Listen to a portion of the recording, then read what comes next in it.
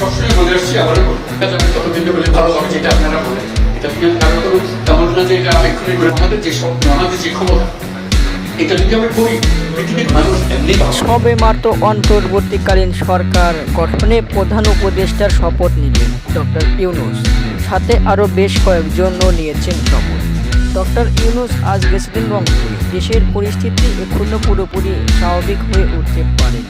দেশের চলমান পরিস্থিতি স্বাভাবিক করতে দ্রুত কাজ করছে অন্তর্বর্তীকালীন সরকার। বর্তমান দেশের অর্থনীতি যে খারাপ, দেশ পুরোপুরি ঠিক না হওয়া পর্যন্ত এখনো নির্বাচন দিতে চায় না অন্তর্বর্তীকালীন সরকার। বর্তমানে দেশ পুরোপুরি আগে ঠিক হবে, তারপর নির্বাচন নিয়ে ভাববে অন্তর্বর্তীকালীন সরকার। দেশের অনেক পদ রয়েছে ফাঁকা, দ্রুতই নিয়োগ দিবে, তবে মেধার উপরে চাকরি। আজ রংপুরে যান ডক্টর ইউনূস। এদিকে বিএনপি চাইছে তাড়াতাড়ি নির্বাচন দিতে।